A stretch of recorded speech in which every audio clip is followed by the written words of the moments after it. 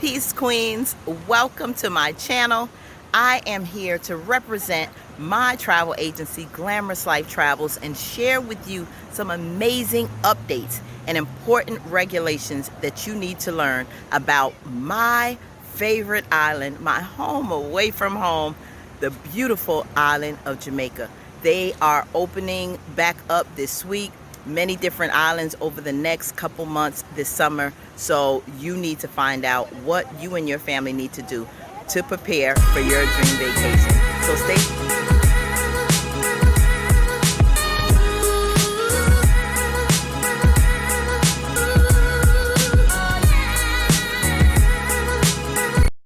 Hello everyone, welcome to my channel. I am Kathy Muhammad.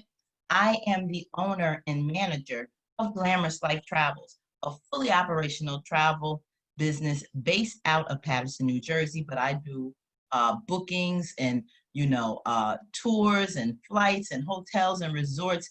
Anything you want travel that you need booked, I do it worldwide. So you can definitely get in touch with me online at glamourouslifetravels.com. Now, with that being said, there are some major important information that I want to give you regarding, different locations around the world as we are reopening due to this pandemic. So my favorite place, the heartbeat of the world, I absolutely love it. I see it as my home away from home, and that's the beautiful island of Jamaica, reopened on July 1st.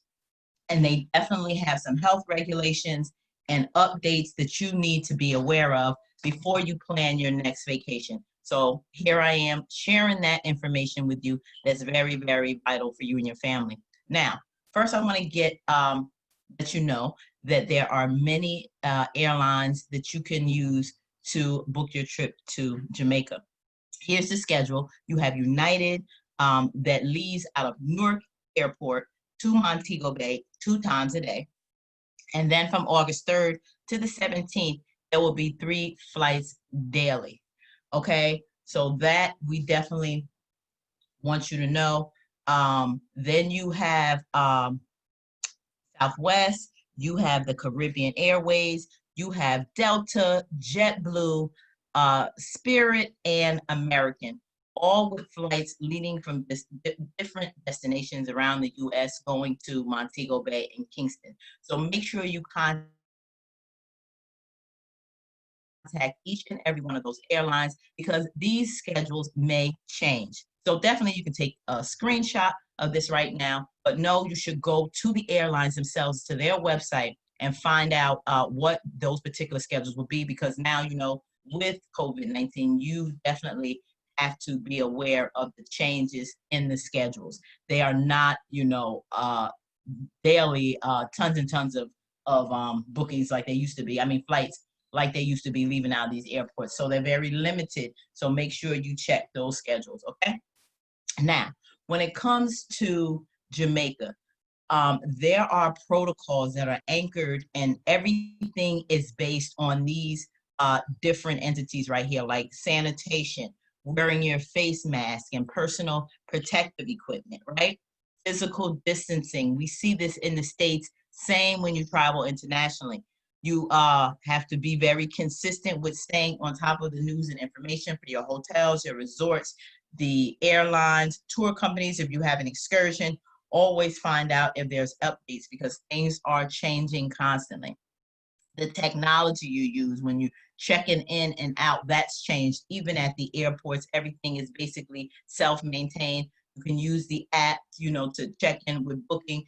They want to do as little physical contact as possible.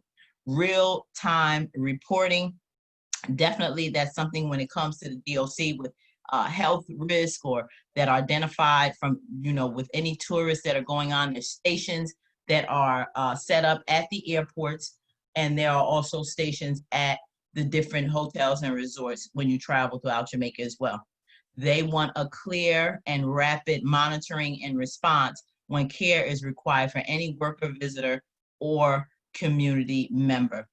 So they are really making sure if anyone is sick or, test positive, that they take care of that right away when you arrive. training for the entire tourism industry to help ensure workers are equipped to manage protocols. They are very, very stringent and strict when it comes to making sure that everyone is safe. Jamaica is one of the places that has exceptionally handled this crisis and this pandemic, and the numbers were very, very low. They had very little deaths compared to the US, and I'm sure you understand that they want to keep it that way, right? So within these protocols, the heart and soul of Jamaica must come through. That is a primary differentiator against all destination options. So definitely they are on top of their game when it comes to that. Now, before you even arrive, before you get ready to leave, you need to go to visitjamaica.com because you need to take care of a travel authorization. Now, this started on June 15th. You must have this form and have, a good email address because you are going to be communicating with Jamaica Tourism Board for these documents, and they will be communicating with you. So make sure that you take care of this right away. So when you go to that website, this is what you'll see. And then you'll go on to apply.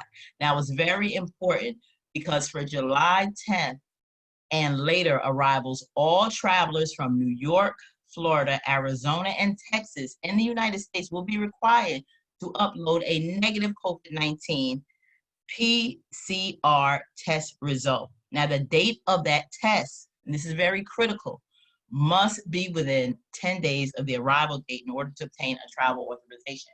So when you get on this site and do it, if you are from any one of these 4 states, you have to have your negative test results.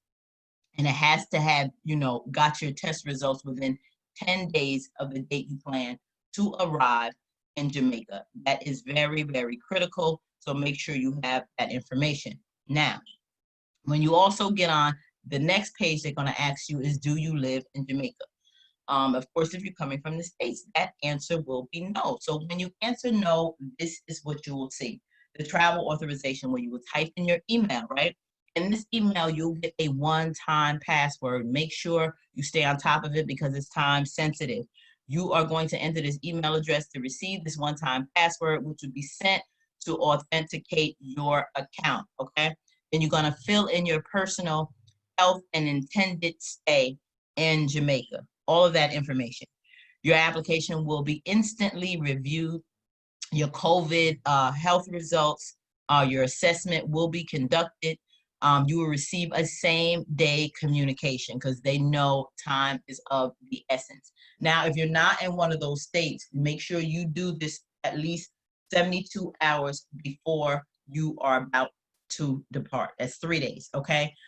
If you're in one of those 4 states that I mentioned, you're gonna have to give your tests and your test results in 10 days before, but this authorization travel document cannot be longer than 72 hours. You have to do it within those 72 hours because anything longer than that, your results could possibly change. So they wanna make sure it's very, very current, the information that you're putting in here. Okay, so you get that same day communication. If successful, you receive an email with your travel authorization. You will need that travel authorization document to travel throughout the airports from, to the state, from the States to Jamaica. Now, in your health risk assessments, the level is above the threshold, then you will move on, and then you can, save your paperwork, print it out electronically or print out paper. It's always good to have a hard copy. You may have the results on your phone, but definitely have that hard copy so you can show the airline agent at checkout when you're boarding for your flight. That's really, really crucial. They're going to want to see this document, okay? Now, with that one-time password, it's going to be similar to this, okay? You're going to get this 6-digit number. And you're going to use that when you complete your authorization, your application. You're going to continue back to Jamaica tourism page that I just showed you, but you're going to input this, and then you can proceed. But it only lasts for 10 minutes, so move quickly. Don't get the number sent to you, go do something else, because then they're going to have to generate a different number. When you go back in, you're going to give this information: your name, your address, your home address, your, the basic standard information, your occupation, the country you live in, of course, the United States, if that's the case, the date that you're going to travel, which is really crucial because they're going to see if you're doing within that 72-hour period, of course, your gender, your cell number, passport number, if you have it, the country that your passport was issued, the country you're traveling from, the state you're traveling from, the city you're traveling from, and the countries you visited within the last 6 weeks, which probably was none because everything was shut down. And then how many family members are traveling with you. So make sure when you're given this information, make it the same information you will have on your ID when you're traveling, okay? Make sure that first and last name or middle name is what's on your passport, okay? I would advise you to do that so there's no problems. And then they're gonna wanna know the purpose of your stay. If it's going to visit family, they'll have that in Dropbox 9 times out of 10. You'll be going on vacation, the length of stay, what hotel. Now this is really key because, like I said, Jamaica is really on top of everything. So those hotels that are actually compliant and they're certified hotels, they're compliant with COVID-19, all the health regulations and restrictions, if they are on top of that, those are the only hotels that will show in the Dropbox. So you know that these are compliant hotels and resorts, okay? And the address you'll be staying at, the parish, the town or district, you put that information in. Then they're going to do a declaration questions you can answer. Have you experienced symptoms of COVID-19? Have you tested positive for it?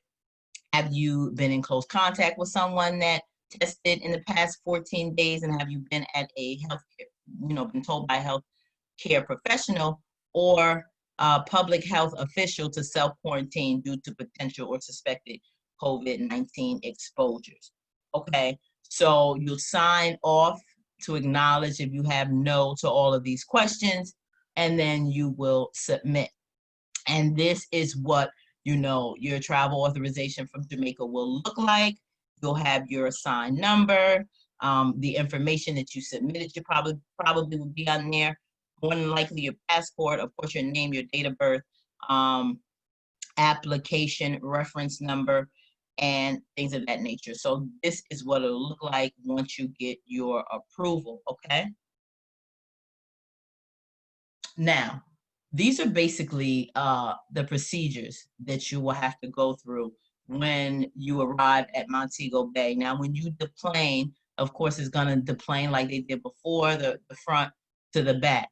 Now, temperature and document verification. Now, prior to arrival, in Immigration Hall, clients will be tested for temperature and initial document verification. So please do not lose your travel authorization form and all your important IDs. They are doing a temperature check. Then you will move on to immigration, where your document verification will be processed and continues to be the same. That whole process is the same if you travel internationally before through immigration. Then you're going to go get your luggage, and then you're going to proceed to customs. Now, once you pass through that, they are having COVID-19 tests. After completing custom processes, you will be directed to the COVID-19 testing station. Your luggage will be placed in a temporary hold, and once you have completed testing, you will retrieve your baggage and stuff. Now, children are subject to testing, so keep that in mind. Your children may be tested. Dispatch to the resorts after you completed your testing. You may be dispatched to your resort via your transfer. You may have purchased shared transfer or travel. They have streamlined the seating. No longer 29 seater may only have 20 people there or less.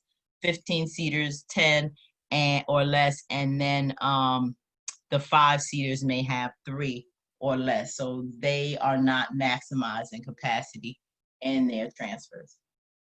Okay, the hotels, they are very, same protocols. They have their same restrictions, and it's going to be, very much like here, the social distancing, the cleanliness, when it comes to restaurants, things are mainly no more buffets. They're basically, you know, your utensils wrapped.